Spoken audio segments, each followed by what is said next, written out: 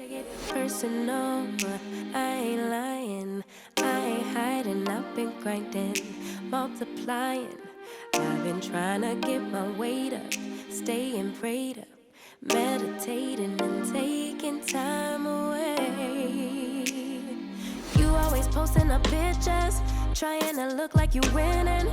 I'm writing rhymes in the So I'm starting with sketching my look. I was going for a bodycon silhouette with a baggy top. So you see here that I have my sweatshirt pattern that I use for my sweatshirt dress, and I am measuring to decide what the crop of that would look like in order to add it to a long pencil skirt. So I am looking over my patterns and discussing that, and now I'm finding a pencil skirt pattern that I can use out of my Luderlo pattern system and preparing to draft that pattern. I'm now measuring the length of the skirt I want. I'm taping down the pattern paper while grabbing the actual pattern I would be using to draft and getting that all taped down.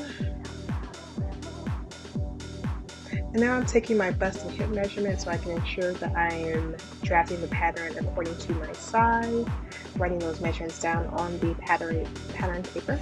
And then I'm taping down the pattern so I can ensure it's placed correctly before I begin drafting the pattern. So I'm doing a few test measurements to make sure everything adds up. And now that it looks good, I'm going to go ahead and get that pattern permanently down so that I can draft the pattern. So I'm hammering the thumbtack there. So now I am making my corresponding dots in the appropriate place of the pattern. And I'll be doing a review on this pattern system to give you guys an idea. I love it for drafting patterns, and then you can alter to your liking afterwards. So now I'm kind of connecting the dots, drawing the pattern in, putting it in my dart, connecting my side seams and whatnot. And this is the front pattern of the pencil skirt. So drawing in all the lines, making sure that's good to go.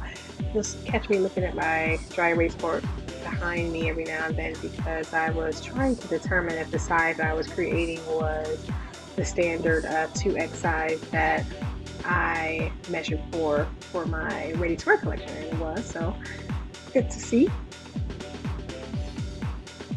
So yep, just cutting out that front pencil skirt pattern, and now I am pinning it onto my size 20 dress form to see how it would drape just from a paper standpoint, kind of get an idea if the measurements came out right, and from what I can see, they look pretty good. This mannequin is about my size. She's a little bit smaller, but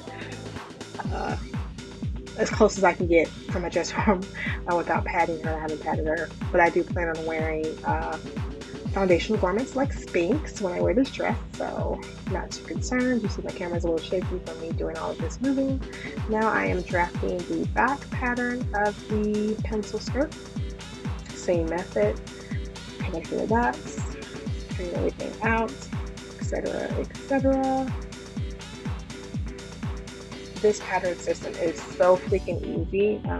I love it. I absolutely love it. It was a worthy investment from a designer perspective who is self-taught, and so we don't necessarily have the skill set to pattern draft right off the bat. So this helps with that.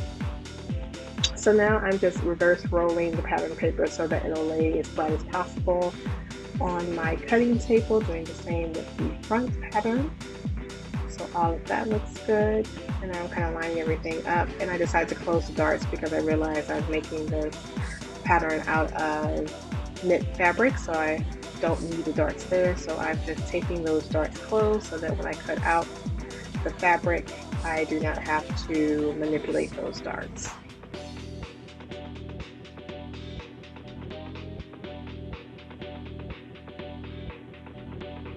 Okay, now I have my burgundy fabric out, and I am cutting first the sweatshirt or the top bodice portion of the dress.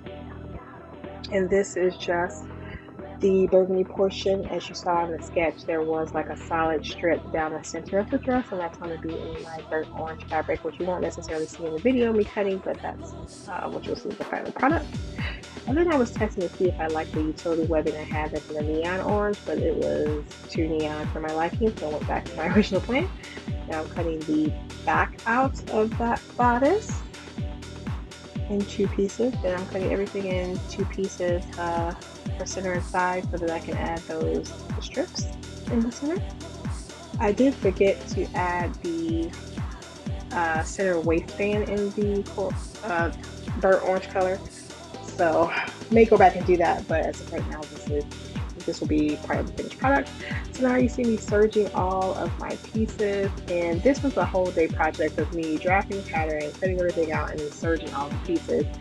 I came back the next day and actually began constructing the garment, but I did not film me doing that. But as you can see, this is my workspace. I have my industrial sewing machine on the left of me, my brother home serger on the right, already with burgundy thread already installed because that was the last garment I made in that same color for a client. So just serging all the pieces. I know this may not necessarily be necessary since I'm making this for myself, but I am trying to get in the habit of getting professional finishes, even when it's for personal projects, because I just feel like it shows the best. So now for the final look. So as you can see, I created the exact look for the most part that I sketched. I'm very, very excited about it. It is a great look for any body type.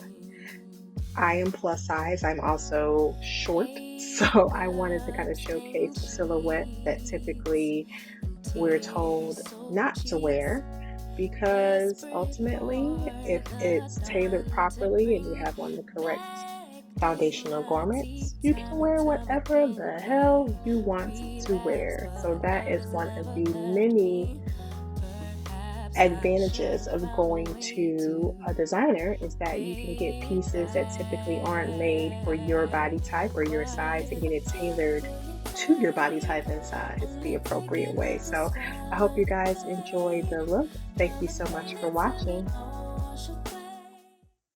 Take it personal, I ain't lying, I ain't hiding, I've been grinding.